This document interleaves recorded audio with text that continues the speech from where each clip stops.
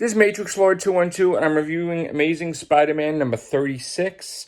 All right, so this has little to do kind of with Spider-Man, like 2099 and the whole 2099 storyline with Alpha and Omega and all these little crossover that they got. Basically, it's tying up the whole Doctor Doom Rampage on New York thing. Turns out the last issue was just a vision of one of the possible futures that would happen if Spider-Man went that way to try to convince Doctor Doom of what's going on. So now he runs to a whole bunch of futures. He sees futures where he makes deals with Mephisto to stop Doctor Doom. He sees a future where he's in hell with Mephisto and Doctor Doom. There's a whole bunch of stuff. Ultimately, he decides to tell the truth to Doctor Doom that basically this whole thing is a ruse, that he tricked him with this guy that died because he's being uploaded into a clone body and everything, and now it's like Smycaria, whatever, is using his ego to attack New York, so that way the UN could invoke sanctions and back Smycaria against a war with Latveria. So they also hacked into his Doombots to destroy monuments and stuff like that, but he doesn't want to admit it. Now, the key thing with this issue is, I think underlyingly something is going on between two different writers in Marvel Comics, because to me this seemed like a dig by Nick Spencer towards the Doctor Doom writer, because everything that was said in here, there's some keywords that Doctor Doom would never, if his system was hacked, would never admit that his system was hacked because of his ego, and he would just let it happen but then deal with the war himself.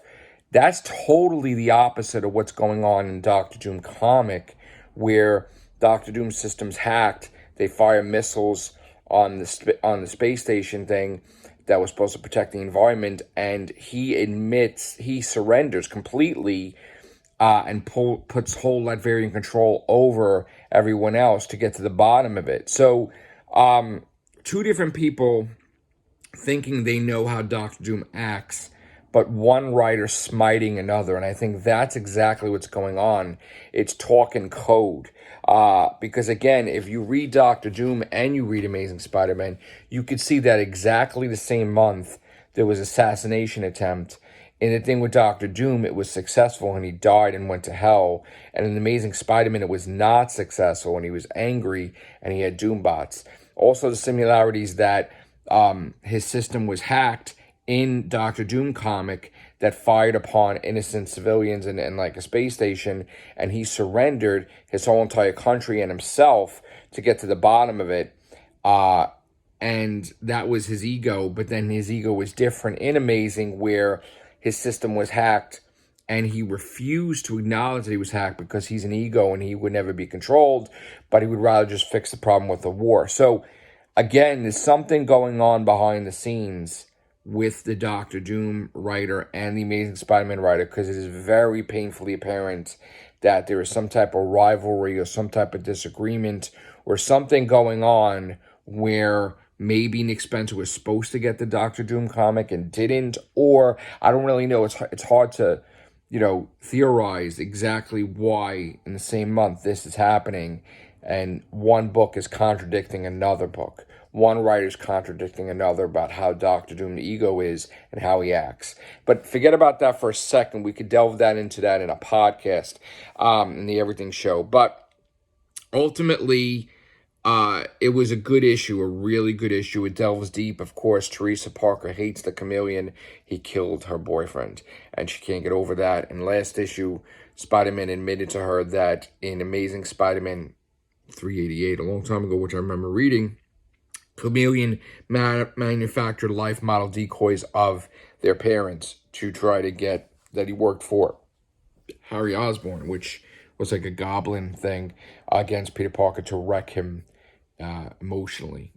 So basically he told her of what the Chameleon did, and he just wanted to let her know that even then he could have snapped his neck, or he could have turned and broke his code and killed him and everything, but he didn't, because that was the wrong thing to do if he would have did that. So Dr. Doom ultimately listens to Spider-Man and realizes that he's been duped, and that this was a whole thing to make him look bad on TV. Then we see Silver Sable in the hospital, given the Infinity Formula, which also was given to Nick Fury, the original Nick Fury, to basically make him not age. And she's taking this to cure her, and basically it's going to restore her body, her wounds. It's going to heal her. She's going to be as young as ever and same. But her enemy, who rules Smakeria, basically, who's interested in death and blood, just was taunting her, gave her flowers, and she's telling her, you got to get better so we could battle, because right now I'm going to be ruling the country, and we're going to take over and defeat Latveria. So she was taunting her. We also see Spider-Man 2099 show up on a shore. I don't know if it's Hawaii or whatever, and it looks like this woman with pink hair and a baby. It looks like maybe that's his girlfriend, maybe that's his kid. I'm not sure. Not sure how the clairvoyant device fixed whatever was going on with 2099, where Miguel O'Hara is okay. I don't know if he's in the future or he's in the past, but also the fact that I have a feeling that in the future, this clairvoyant device that Peter Parker brought back to school, and saying that they're going to use this device more often, I have a feeling that this is going to be how Peter Parker finds out that he made a deal with Mephisto, because they keep name-dropping Mephisto. They keep hinting at Mephisto. For instance, issue 1. And I have a feeling that he's going to use this device to find out that he basically made a deal with Mephisto and altered the whole timeline, which, if he finds out that he's responsible for a brand new timeline, what would be the best responsible thing to do? Would it be to go back and fix the timeline and alter the past and make it where this timeline wasn't created and the natural Marvel Universe flows the way it was, where he's married to Mary Jane? Or would he leave it alone? And is that a sign of not being responsible? So this issue is really deep. Amazing Spider-Man 36. Pay attention to this issue in the future, because this could have ramifications for years ahead. And it's little things like that you don't realize, but between 35 and 36, those two issues, mostly 36, I think, this could be a roadmap for the future. This little detail about him seeing the futures with Mephisto and stuff, that could be the roadmap to how he finds out, because he has no memory of it, supposedly. At one point in time, he had half a memory. Now we don't have no memory. So this could be a big storyline after the major Spider-Man storyline 2020 called Last Remains, which I think has to do with Kindred. So again, and the Kindred thing could be connected with the Mephisto thing, because it could be Harry Osborn of the original Marvel Universe before it was altered, and this Harry Osborn is a different Harry Osborn, or could be a clone. We don't know. And again, the cloning thing is brought up about Dan Slott too. That's not going away either. So people are still using the cloning technology. So, see, this is the thing that bothers me about this whole stuff, is when you make it too easy where anybody could die but come back, then it kind of loses its, if you know that a villain can come back constantly, then it kind of gets boring, doesn't it? I mean, Spider-Man was dead and it can come back easily. That's going to be another thing. So, maybe they're hinting at Spider-Man dying and coming back in a clone body. I don't know. But that's happened before, I guess. Came back in another body, but it wasn't a clone body, it was a regrown body.